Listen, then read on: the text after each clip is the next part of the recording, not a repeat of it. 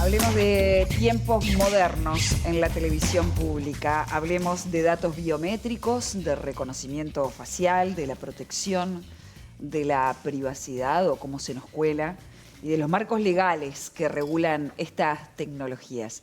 Bueno, para hacer una buena entrevista sobre esto hay que tener a un entrevistado que sepa. Y por eso es que llamamos a Patricia Díaz, abogada especializada en Derecho Digital, parte de Datisoc, el Laboratorio de Datos y Sociedad. Bienvenida.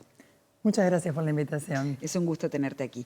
Se trata de un proyecto integrado por profesionales de diferentes disciplinas. Se enfoca en la situación de los derechos humanos en la era digital aquí en nuestro país. ¿Qué líneas de trabajo manejan? Bueno, nosotros hacemos investigación y acción sobre temas relacionados con el acceso al conocimiento, libertad de expresión en Internet, privacidad y vigilancia. Y también tenemos un grupo de ciberfeminismo que estudia temas relacionados con inclusión, género y nuevas tecnologías. Bien. Bueno, cuando hablamos de derechos digitales, ¿a qué derechos específicos nos estamos refiriendo? Qué linda pregunta, porque está la discusión de si existe una nueva generación de derechos, pero básicamente son los derechos consagrados comunes que tenemos en las declaraciones y diferentes pactos internacionales, inclusive en el sistema interamericano de derechos humanos, pero aplicados a un contexto en el que tienen sus particularidades, pero los derechos son los mismos. Hay un germen de nuevos derechos, pero todavía eso no ha cuajado, no ha evolucionado. Y desde el punto de vista, además del discurso, vale la pena decir que son los mismos. Entonces, que no hay que reinventar la rueda porque estemos en Internet o porque estemos en contextos digitales. Lo que no es lo mismo es la vulneración o la vulnerabilidad a la que se exponen esos derechos. Exacto, hoy. Lo que cambia es el contexto y los riesgos y las soluciones a problemas que son nuevos, o sea, el ejercicio de derecho con nuevos desafíos. Sapo, Caro. Sí, por ejemplo, ahora está habiendo muchos hackeos a instituciones, organismos del Estado que manejan muchísimos datos personales. ¿Qué derechos se están vulnerando ahí y quién es el responsable?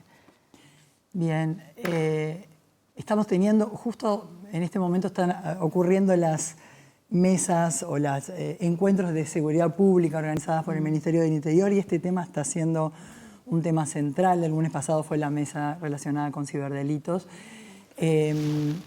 Tenemos en Uruguay un emergente, sin lugar a dudas, relacionado con seguridad y protección de datos.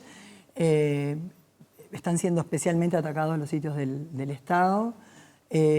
Sé que desde AGESIC se está implementando un plan relacionado con aspectos de ciberseguridad y gestión de datos, y lo que están ocurriendo es que se están mapeando los activos, lo que se llama activos críticos, para poder enfocar los recursos en esos activos. Pero estamos en proceso, la cuestión es que la vida no nos da. ¿Qué serían los activos críticos? Activos críticos son aquellos activos en los que específicamente hay información especialmente valiosa y con especial riesgo. Piensen en, por ejemplo, datos biométricos o datos sensibles de salud. Historias clínicas, por ejemplo. Historias clínicas. Bueno, por eso, mapear activos y además activos que ni siquiera tengan que ver con protección de datos personales, por ejemplo.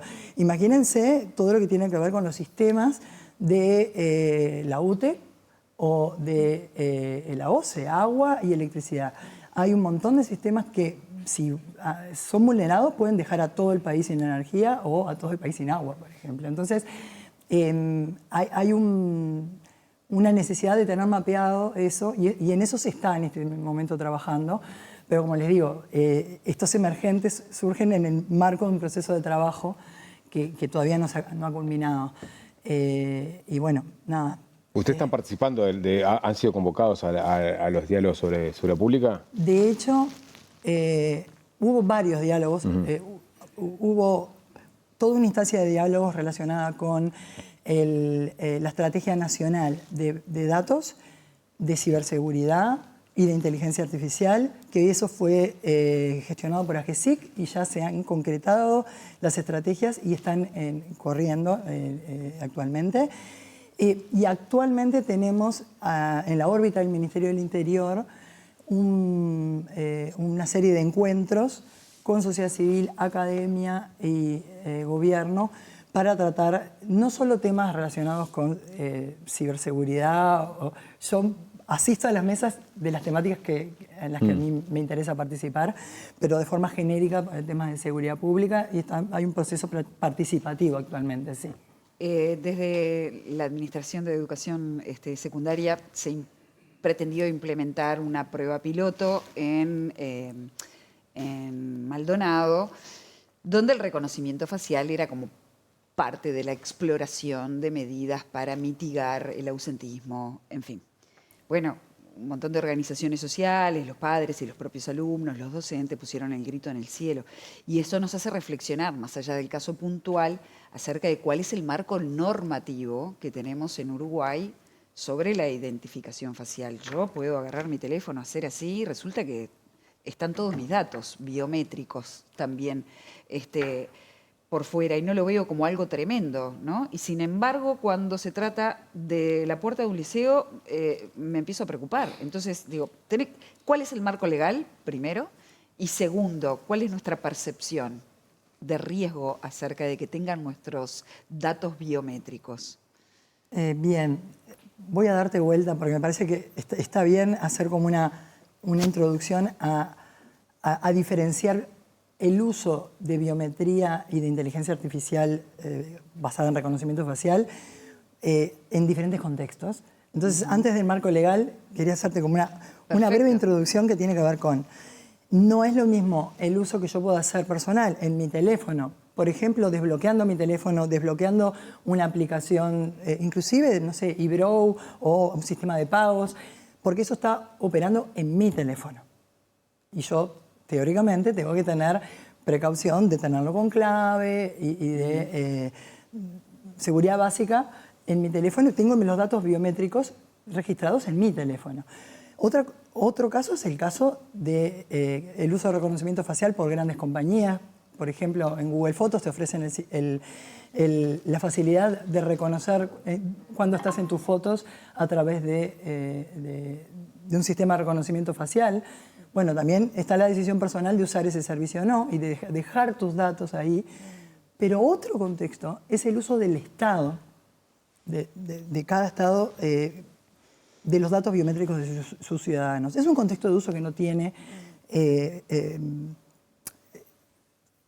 punto de comparación. Todos tienen sus riesgos, pero riesgos diferentes. El tema además es el uso del Estado y para qué. Nosotros venimos analizando el uso de reconocimiento facial automatizado con fines de seguridad pública, porque nuestra policía tiene un sistema de reconocimiento facial automatizado y no está regulado. No está alcanzado por la Ley de Protección de Datos Personales, porque los temas de seguridad pública no son alcanzados por la Ley de Protección de Datos Personales. Y le dimos una carta blanca al Ministerio del Interior para que lo use hoy sin marco regulatorio. Y el contexto en el que vos me estás hablando ahora, del uso del Estado, en el marco de instituciones de educación, es un contexto que sí está regulado, algunos aspectos en realidad. Está regulado el tema de los usos de los datos biométricos, que son datos personales. De hecho, tiene una regulación especial, que los datos biométricos, eso a partir del 2020, es obligatorio hacer un análisis de impacto antes de implementar su uso.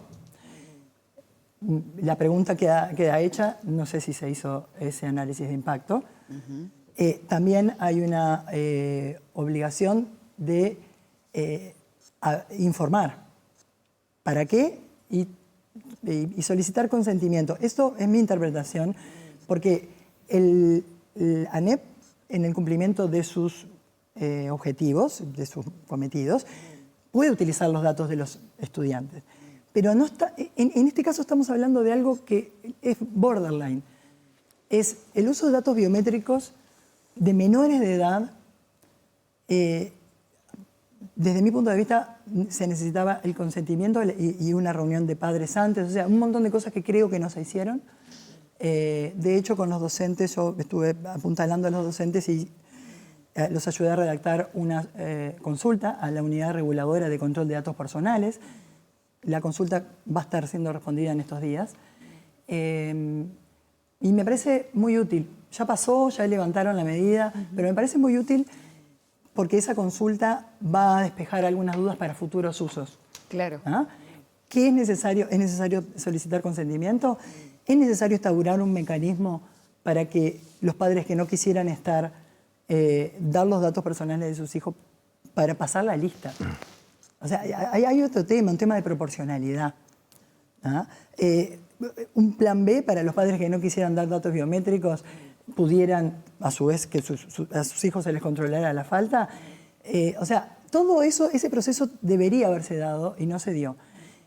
Creo que hubo una decisión muy precipitada, naturalizando el uso de un instrumento que es realmente invasivo, porque el uso de cámaras en espacios públicos genera una sensación, de cámaras con reconocimiento facial, genera una sensación de vigilancia continua y eso genera cambios de conducta y además genera problemas en el ejercicio de otros derechos, como el derecho a la libertad de expresión, libertad de reunión, de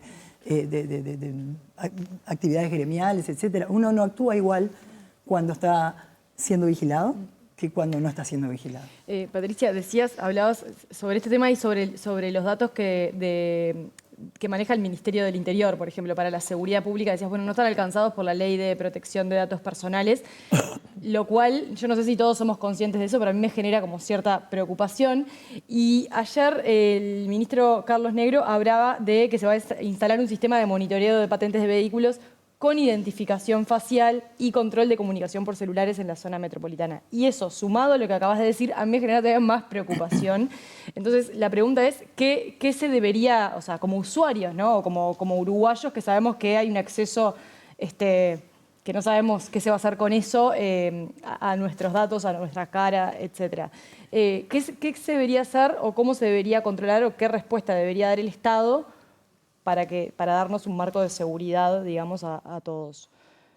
Bien, a ver, lo que necesitamos es regular el uso de inteligencia artificial, no solo reconocimiento facial automatizado. La policía viene adquiriendo muchas herramientas de vigilancia basadas en inteligencia artificial, ShotSpotter, colocar micrófonos en los barrios para detectar disparos. Otra que yo le digo Minority Report, porque no se sabe, no tiene un nombre, es para detectar movimientos sospechosos, también basada en biometría, pero corporal, la de reconocimiento facial automatizado. Y lo que está pasando es que la policía está decidiendo para qué lo puede usar y para qué no. Ha sacado, no es el único uso, las tobilleras también se controlan mediante una app con reconocimiento facial, va a ver si estás en el lugar donde está la tobillera. Ha hecho convenio con el BPS, el Ministerio del Interior, para dar fe de vida, cobro de pensiones internacionales. O sea que me parecen usos que no ha instalado el uso de vigilancia masiva en tiempo real en la vía pública. Eso hubiera sido un escándalo, sin lugar a dudas. Pero lo que está pasando es que no tiene marco regulatorio. Entonces, ¿qué límites tiene la policía? Básicamente, los de derechos humanos básicos que debería estar cumpliendo por el artículo 72 de la Constitución y además, atención, no le aplica la Ley de Protección de Datos al uso con fines de seguridad pública, pero sí le aplica la concepción de protección de datos personales como derecho humano. O sea, no tenemos las garantías que da de todos los procedimientos, de todas las obligaciones que tiene cualquier ente público o privado para el tratamiento de datos. No tiene esas obligaciones, no tiene que rendir cuentas básicamente. Pero lo que sí tiene que hacer es hacer un tratamiento que sea de acuerdo a los principios básicos de derechos humanos. El problema es que es tan abstracto eso. Patricia, perdón, tú has hecho muchos pedidos de informes, sobre todo vinculado a una incorporación que hizo el gobierno pasado, en 2020, este sistema también de reconocimiento facial, que no tengo muy claro qué usos se le iban a dar, no sé si se le dieron usos o no. ¿Qué recogiste de esa experiencia trunca, me imagino, del ministerio pasado? Bueno, en el año 2020 tuvimos en la ley de presupuesto los artículos 191 y 192, que creaban una base de datos con los datos biométricos de toda la población, de todo Uruguay. O sea, se traslada de la Dirección Nacional de Identificación Civil todos los datos de fotos de pasaportes y de cédulas y todos los datos asociados a una base que está en manos de la Secretaría del Ministerio del Interior. Eso, nosotros ahí empezamos a hacer informes y a hacerle, le hicimos 2 juicios al Ministerio del Interior porque no responde, o sea, el Ministerio del Interior no está cumpliendo con la Ley de Acceso a la Información Pública, y el resultado que obtuvimos, le preguntamos para qué se van a usar esos datos, y en realidad ese mismo año se compró el software de reconocimiento facial. Era un contrato por 3 años y nosotros hicimos nuestra investigación y el juicio terminó cuando se vencía ese contrato. Y la respuesta del Ministerio del Interior en ese momento, que fue en 2022, fue: no sabemos para qué lo compramos. El juez, inclusive en la sentencia dijo... ¿Esa fue una respuesta oficial? Sí, el juez dijo: yo no estoy aquí para juzgar la eficiencia en el gasto público. A ustedes les respondieron, ustedes preguntaron para qué y la respuesta fue: no sabemos. En realidad es esto que les digo de la carta blanca. Lo van a usar para lo que ellos vayan viendo que quieran usarlo. Y no creo que corresponda que el Ministerio del Interior tenga esa carta blanca. Es el Poder Legislativo. De hecho, no es problema del Ministerio del Interior. Es que tenemos hoy que el Poder Legislativo tiene que ver este emergente y tiene que, lo venimos hablando y venimos además yendo al Legislativo avisando de que debería regularse el uso con fines de seguridad pública y el uso de los datos biométricos de todos nosotros, que estamos en una base que no tiene regulación, una regulación garantista. Porque me podés decir, bueno, hay derechos humanos que deben respetarse, pero no hay garantías. Bien, Patricia, se nos está terminando el tiempo, pero yo te quiero preguntar esto, porque decís, no tenemos una regulación garantista. Frente a esto, ¿qué posibilidades de disidencia tiene un ciudadano y de decir, ¿sabes qué?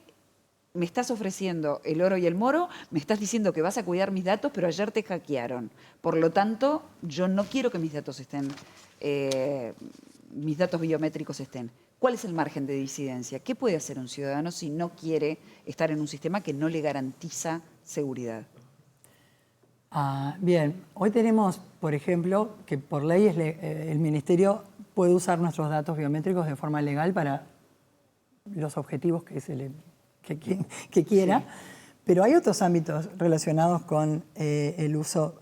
El ciudadano ya habló sobre este tema. Habló cuando decidimos pasar la lista con reconocimiento facial automatizado. Cuando se decidió por ANEP, lo que salió fue una discusión pública muy sana, que me parece que fue un ejercicio muy sano, de no solo los estudiantes, los docentes y los padres, sino también la clase política, se puso el tema. Organizaciones de sociedad civil, todos salimos y todos, de alguna manera, mediante un diálogo social, dijimos, esto no lo queremos. Bueno, lo mismo. El tema ahora es los siguientes usos, por ejemplo, que se puedan hacer por parte del Ministerio del Interior. Debo quebrar una lanza por el Ministerio del Interior, porque en este momento nos han invitado a las mesas y hemos estado, ahora tenemos oportunidad de presentar informes por escrito y estamos siendo escuchados en la actual administración. Pero no creo que sea resorte del Ministerio del Interior, creo que es resorte del Legislativo, sin lugar a dudas. Gracias por haber venido esta mañana. Conversamos más. Nos vamos a una breve pausa, ya volvemos.